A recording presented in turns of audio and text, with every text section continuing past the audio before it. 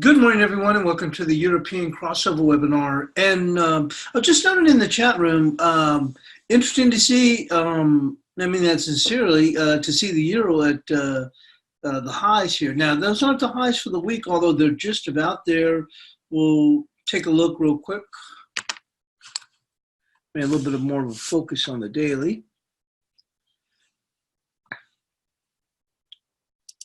So we actually hit the highs right on Monday. We got up to 1090, and remember we had our resistance at 1080, so we were already above that at the time. We moved higher, but then I don't want to necessarily say we faltered, although we paired back, but we certainly weren't able to go on and retain those highs.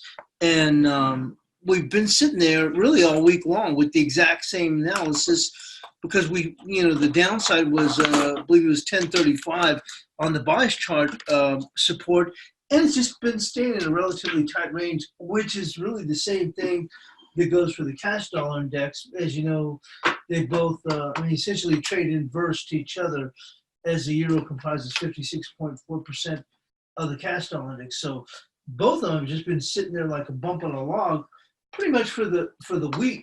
But now it looks like, with being a Thursday, who knows? Maybe it looks like maybe we're going to be going and try and do something as we move towards the end of the week with the dollar. And it probably makes sense with the dollar index sliding.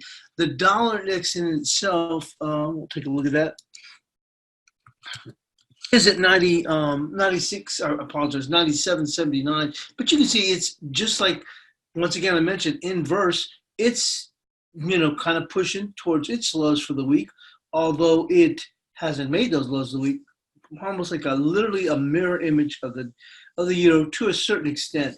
But that's what we're looking at for right now. Let's go on and take a look at some of the other pairs. Cable's trying to make a little bit of push higher. I was a bit surprised with cable. I haven't even traded that, and obviously for good reason, hasn't done anything. But at the beginning of the week, it looks like it was ready to go in and take out 2980. And the pivot, and we know that, we've talked about that so many times. And I thought it was, honestly, the old saying, third time's a charm. I thought it was a foregone conclusion. I just thought, okay, well, they're going to go there. They'll take out the stops, and, first stop, 30.50. We'll see where we go from there. And we just kind of just sat there and didn't do anything. We kind of edged back. Well, it looks like we may be starting to assert ourselves. It might also have to do a little bit more with dollar selling. Obviously, we saw from the administration, mentioned about that they, the not a likelihood that they're going to go on and get a deal. Obviously, that really weighed on equities, and maybe with that, we're going to start to see the cash dollar index start to, fizzle back. And that may just be the case then. Like I said, we see that, but we'll see if that does contribute to the cable's ability to get past that 2980. It is a big level. There's no doubt about that. Huge level. But we'll see whether or not we can go on and muster the strength to get back, get above there, and set up for a new range on that. Bear with me.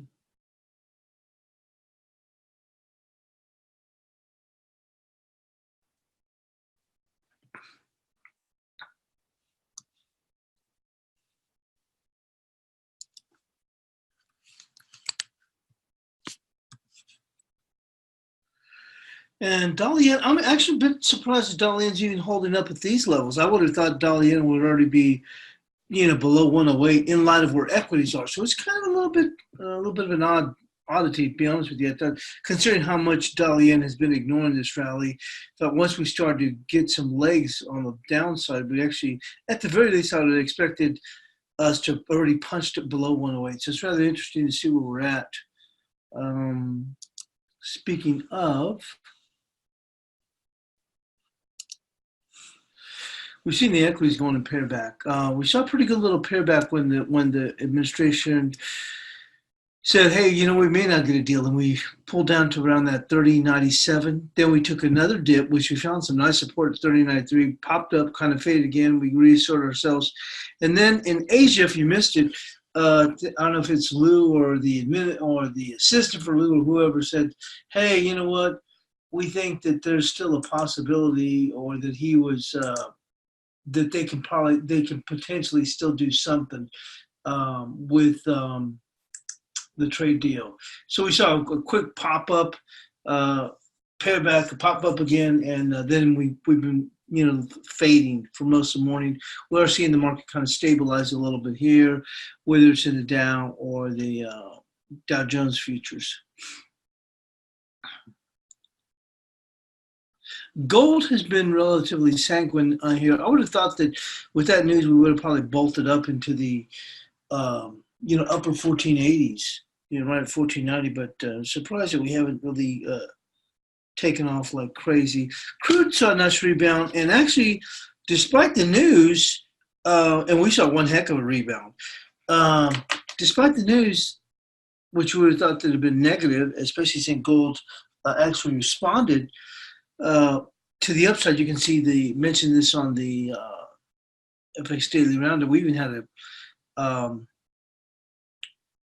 hammer bottom here, and boy, did we really take off. And then we thought we would come back, and we didn't really come back at all. So it's pretty interesting to see what we are here. Looking at the daily calendar, coming into today, we don't have any European data. Well, we did have business climate manufacturing out of France. That was at 2:45 Eastern, and that came in at 100. The Reuters poll was for 100 also.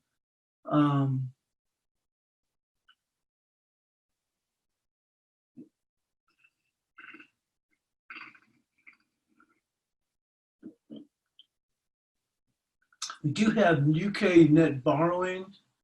That'll be at the bottom of the hour. Coming to the States, we'll have initial jobless claims. Philly Fed also comes out at the same time. If you remember years ago, it was not the case. So it comes out at 8:30 Eastern. Let's see here. And at 10 a.m. Eastern, we will have existing home sales and leading index.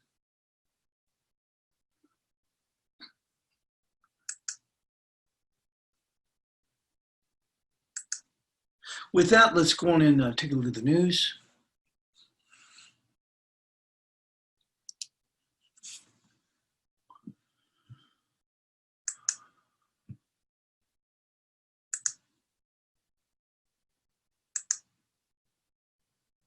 Yen gains, won down as trade woes. Hong Kong strife saps risk appetite. The yen rose against the dollar on Thursday after sources close to the White House told orders that a U.S.-China trade deal is unlikely this year, shattering investor hopes a partial agreement was imminent and spurring demand for safe havens. The yuan fell to a 3-week low in onshore trade on worries of failure to reach a deal to roll back U.S. tariffs could further harm China's suffering economy. Political tensions between Beijing and Washington were also keeping investors on edge after sources told Reuters that President Trump is expected to sign into law 2 bills intended to support anti-government protesters in Hong Kong. Hong Kong has been rocked by months of increasingly violent protests against Chinese rule of the former British colony. Passage of a U.S. Law supporting the protesters is bound to anger Beijing and potentially undermine efforts to secure a trade deal. Friction between the United States and China is starting to spread from trade to questions about China's human rights, said Tsutomu Somo, General Manager of Fixed Income. This is the best opportunity to book some profits and unwind some risk-on trades, which is supported for the yen and government bonds. Well, that's what I've been talking about for the last couple of days. This is the perfect opportunity to book some profits and unwind some risk-on trades. And we were thinking that we would see further weakness, or we can start to see weakness in equities. The Japanese currency briefly paired gains after Bloomberg reported Chinese Vice Premier Liu Yi saying, it was the Prime Minister, saying he's cautiously optimistic about a preliminary trade deal. Markets, however, turned around again when it became clear comments were made on Wednesday night in Beijing. The dollar was steady. Completion of a phase 1 deal, China could slide into next year. Experts and people close to the White House told Reuters as Beijing presses for more extensive tariff rollbacks. Trump and Secretary Steve Mnuchin said in an October 11th news conference that an initial trade deal could take as long as 5 weeks to ink. Oh my God. They've only been working on this thing for months and months. I mean, to the point where they're thinking they may get something going, and it's still going to take that long. Bunch of BS. The next date to watch is December 15th, when the U.S. tariffs on some $156 billion in Chinese goods are scheduled to take effect. Besides the tariff route, Hong Kong has emerged as the flashpoint, as some traders say things could worsen with U.S.-China trade relations. What started as a protest against a proposed Chinese extradition bill has widened into almost daily battles with Hong Kong police over perceived erosion of liberties under Chinese rule. The police have come under criticism after one protester was shot at close range. Beijing denies meddling in Hong Kong's affairs and blames foreign governments for fueling the unrest.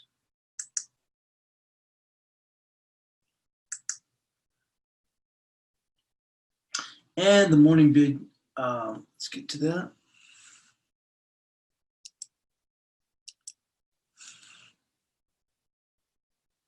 Not so fast. Assuming away a year ago, a year-long trade war can be dangerous. Much of the near 8% surge in world stock market since the start of the fourth quarter, broad rally in risk assets has been predicated on at least a partial trade deal truce between the U.S. and China, and at least stops the escalation of tariff hikes and staves off recession next year.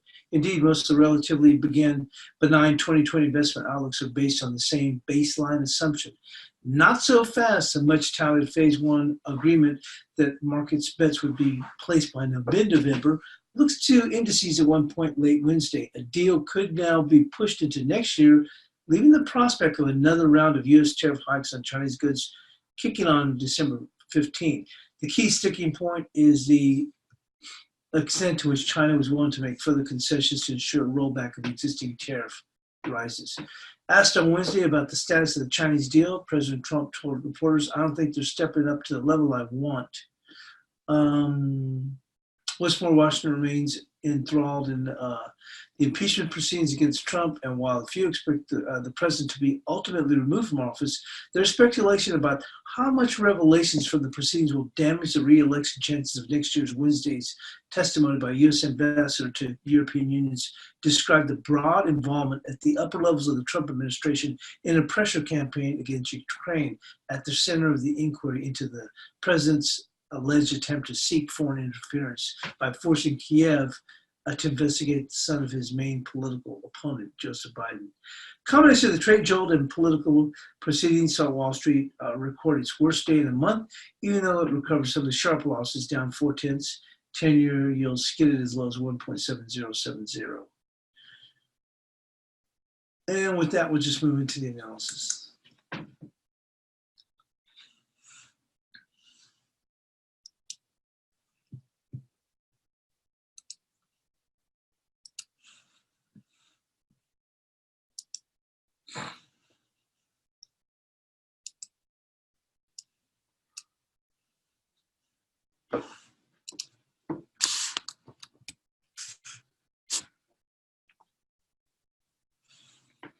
Well, the analysis in Asia was no changes here because it just we weren't seeing anything, but we're seeing a little bit here now.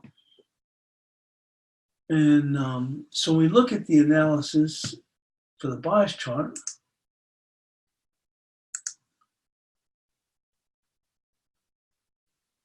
Let me pull that up.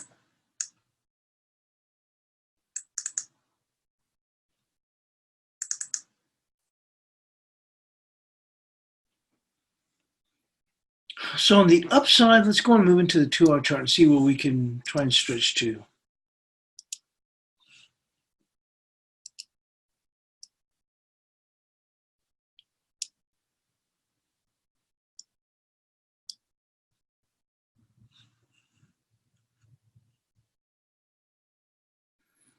Well, it doesn't seem like much, but it's 111. But really, it's more right in here at 1112. You can see it coming right there.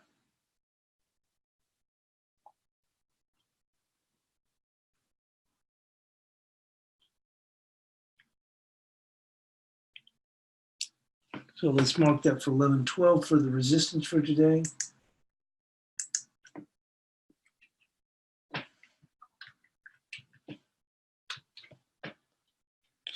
And support.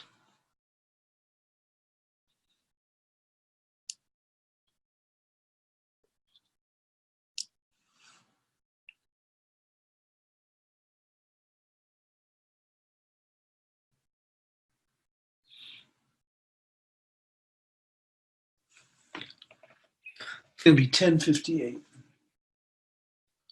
So potentially we can see this euro starting to push hard for today and then finish the week on a decent little note here. So the real resistance we'll be looking at potentially for them to get to is going to be 1112. Let's go move into the cable.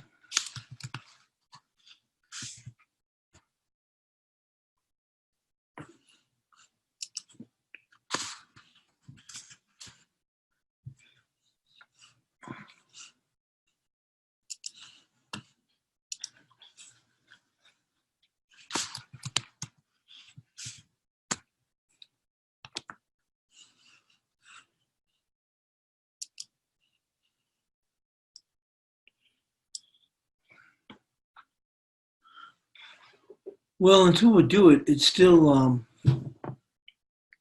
2980 is the resistance.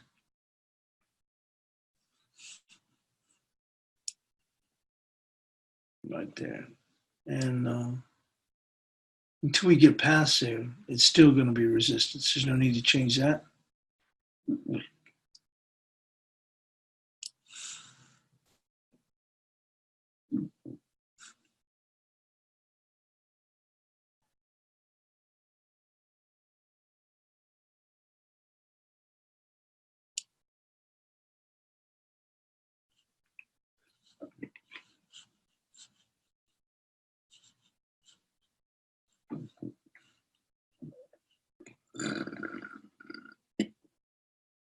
And support. Let's go put up, we'll ramp it up just a bit higher to 2868.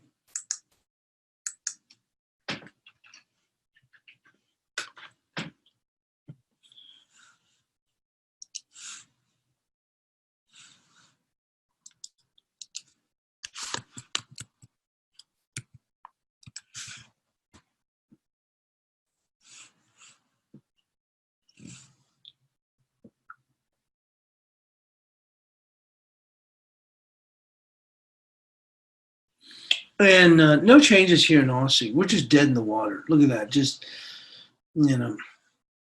up a little bit down, up again, then down in the middle. No changes here in the Aussie. We're established well in this range, which is going to be 67.72 on the downside, 68.56 on the upside.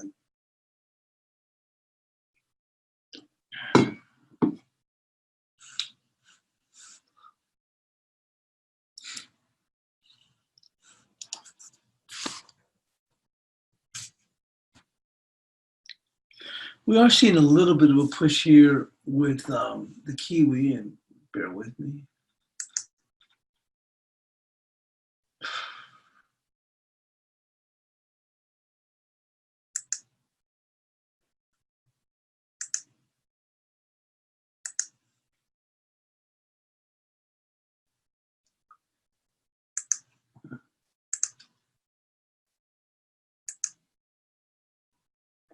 So it just says the Kiwi is holding in a tight range and resistance is 64.66. So we tightened it up just a little bit, although we're a little bit on the bid with resistance 64.66 was supported 63.31. So we've lowered it a little bit on the downside. Really, I think any kind of a gain that we're looking right now is really just more about dollar selling, dollar weakness in the actual strength of these two respective currencies, Aussie and Kiwi. So on the upside, we've got resistance at 64.66.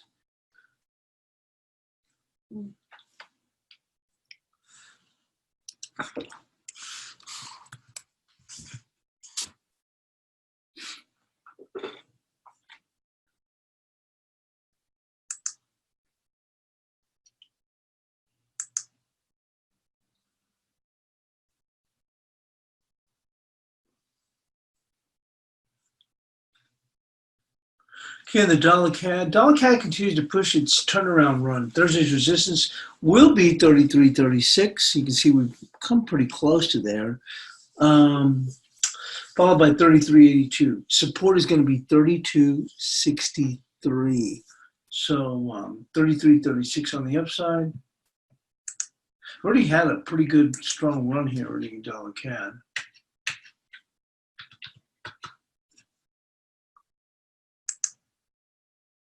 And support is going to be 32.63.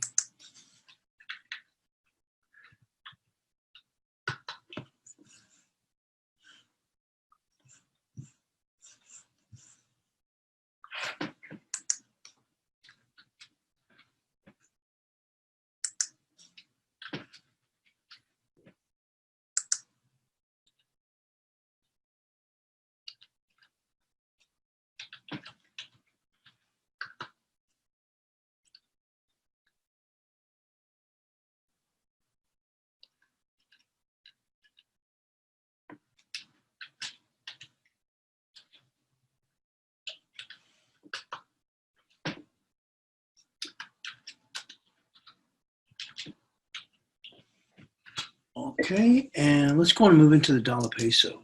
Now this one's been finally kind of waking up here on this dollar peso. It's been pretty dead for a while. You know, we're not getting a specific run up, although when we mentioned this yesterday, although it's kind of bouncing around a bit here, but we can't say, oh yeah, now it's on its way. It certainly looked like it was, you know, last week, you know, when we saw this run up, you know, here as we broke above here and like, oh, we're on our way. But then we turned around and gave that back up. Then we turned around and came back up here and kind of languishing here. We had actually paused here at this resistance level, which is 1956. So the dollar peso stretched its run to 1956. The resistance will be 1962. We're trying to give it the benefit of the doubt in case we see further erosion in equities. With support at 1942. So it did take that pause at 1956. We've already been there. Once again, we may see us push a little bit further. So, because look, they just barely took out this resistance and they came back in. Can they get a little bit more of a run? Potentially. So we're going to put the resistance at 19. I guess we'll put, once again, we'll put 56/62, just so we know exactly where we stand on that.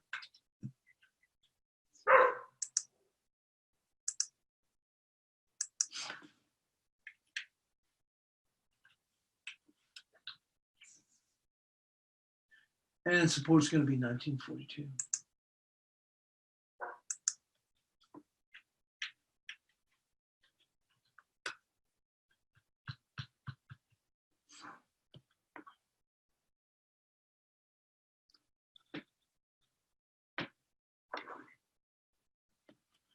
And let's go move into dollar yen.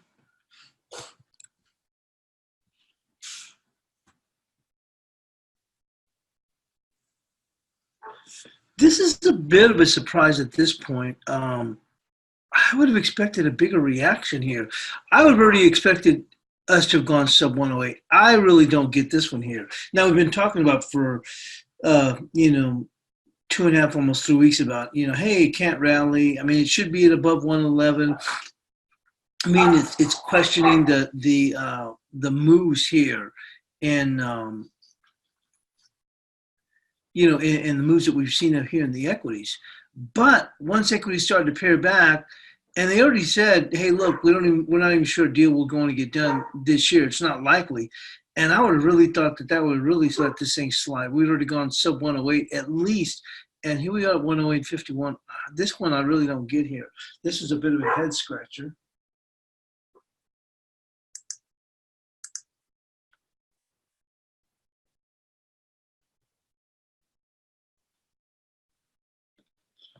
But we're going to give it the benefit of the doubt. We'll go with 802 for support.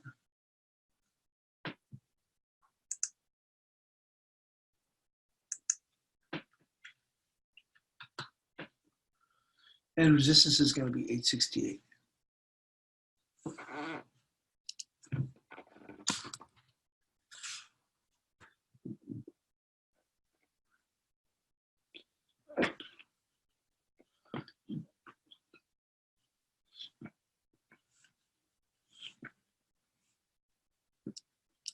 Now the dollar index, like the euro, didn't look like there's going to be any changes, but we are starting to see this thing pare back. So let's take a look.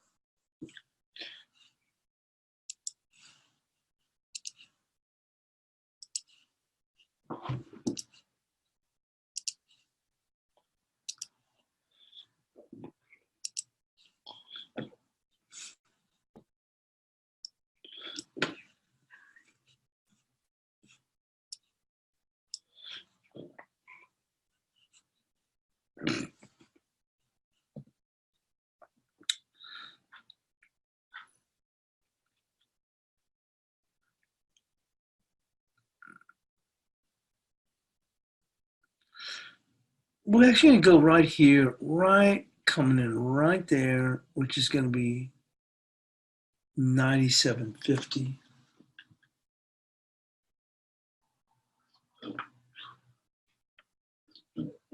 Excuse me. And so we already had 97.51 as our support previously. So we're going to go and stick with that, 97.51. And the only difference, and actually everything's going to stay the same because 97.98. Well, we had 98 before. 98 even will be a resistance. Actually, we're going to give it the two ticks, so 97.98.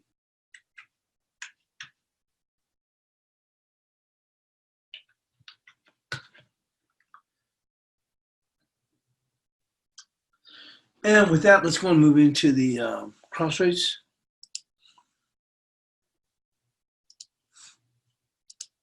And let's see if the Kiwi yen is actually even woken up. This yen really got me a little bit surprised here, specifically with the dollar yen. Well, no changes. Look at this. Holy smokes. Look at this range. I mean, it's just, wow. No movement.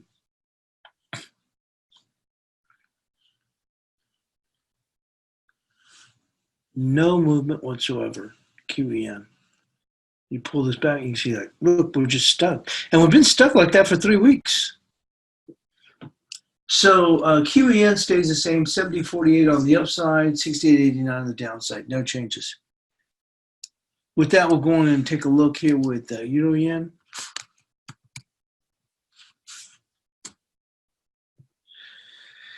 Well, no wonder, I think it was a guy came into the chat room and he just put in the big snores for FX, ZZZ, and I can see why, because like look here, if you're looking at the cross rates, these markets are dead. Look at that.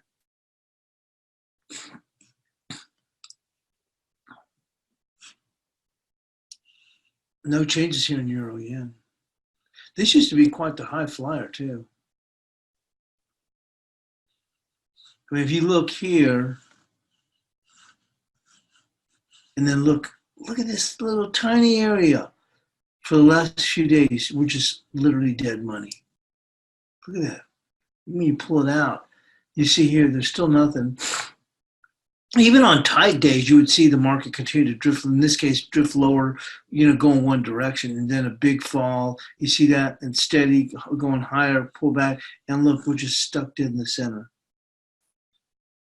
So no changes in Euro yen, 28.8 on the upside, 19.70 on the downside, no changes. We'll move into Euro odd.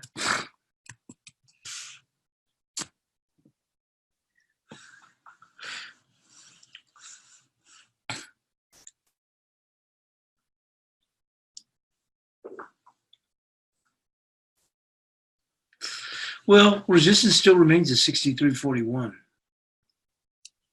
Look over here. And you can see the significance of this level. We haven't been, I mean, it's resistance, but we haven't been able to get beyond that. See right there? We have not been able to push beyond that. We have a little bit of an upside bid, though. I will give it that. With the euro strength, so, potentially we can go and take it out if we can see some further euro strength as we go into the, into the end of the week. We're at the end of the week, but into Friday, tomorrow's U.S. close.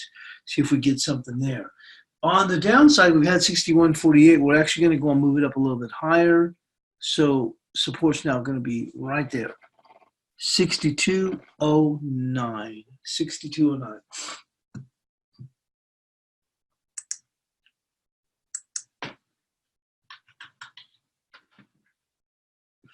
So I would think as we go towards tomorrow, if we can garner some overall euro strength, we should be able to get past the 63.41. But for now, it remains resistance.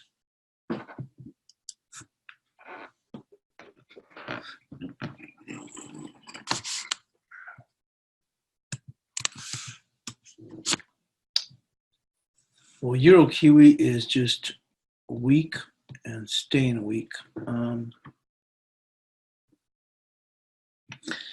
We've actually had 74.02 as a resistance, and at this point, that's a bit stretched. You can see how weak we are here. But from a technical standpoint, if they were going to get beyond that, that has been key. Hesitant just to move this down here, but certainly it looks like the door's open for a weaker move.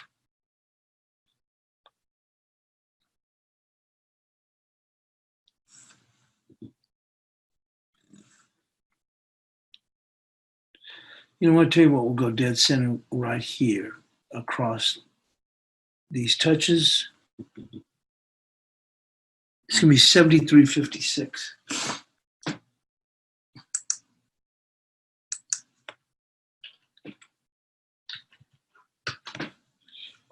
Support still remains the same, 71.64. And with that, we're going to move into the Aussie yen.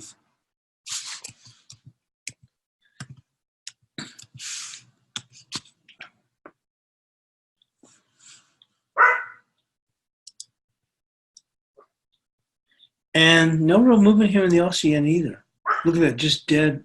I don't know what's going on with some of these pairs.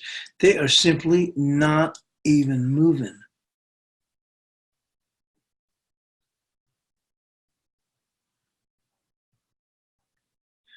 It's a 40 pip trading range. Holy smokes. Another one that used to be a real high flyer.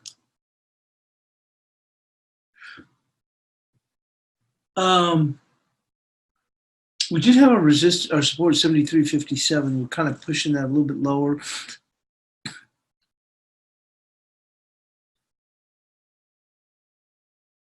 We'll just, and you can see these touches coming across here. The only thing we'll do is we'll move it just a tad lower, which is 73.42 from 57 low support. So far this morning, 73.51.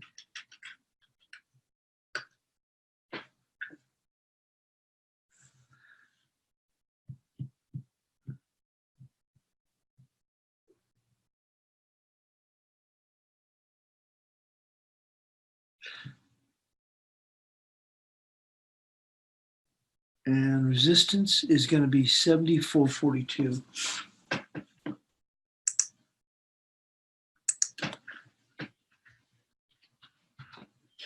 And let's go and move into the guppy.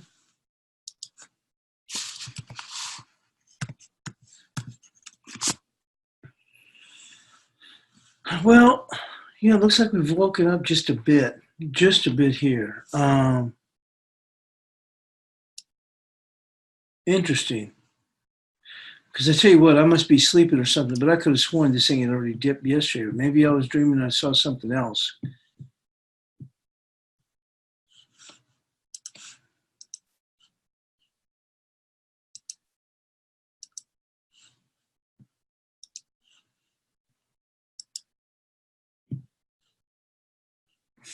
I could have sworn this thing had already broken lower.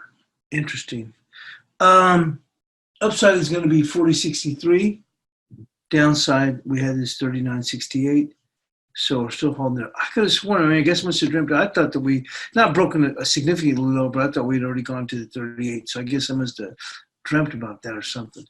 But we're just still within this range.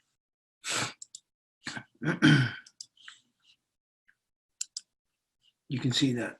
Still a little bit of an upside potential.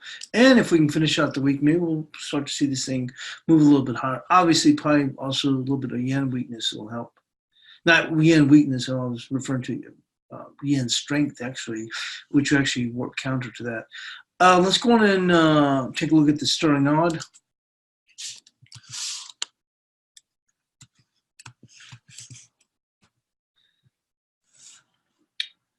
And here's that 90.58. We did pair back a bit from that yesterday, but here we are just leaned against this here.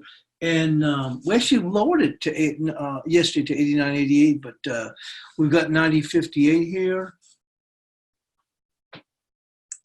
Let me take a look at something.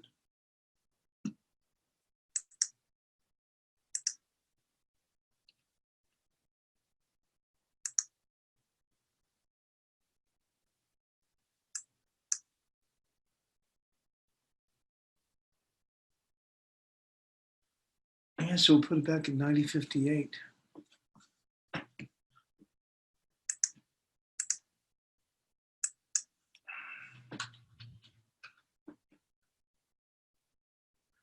With support at 88.63. That's going to remain the same, 88.63. That wraps it up here. We'll go on and move into the equities. We'll see whether or not we can go on and pair back a little bit further. This is some good support, though, that 30.93. Market's holding that now at 31.03. D's futures at 31.0475. Gold, I'm a bit surprised that gold didn't take off and make a run when the news came out, but nothing. And crude still holding here after a very nice hammer bottom yesterday. That's quite the range. I mean, really a pretty big, sizable range here. Here we are pressing here. Crude is actually 56.81. Now that's the January. Crude. And that's about it now. We'll see what we go with. We're kind of flopping all over the place now with equities since yesterday's news, so we'll see how this all plays out. But thanks for joining us here on the European Crossover webinar, and we shall see you in the chat room.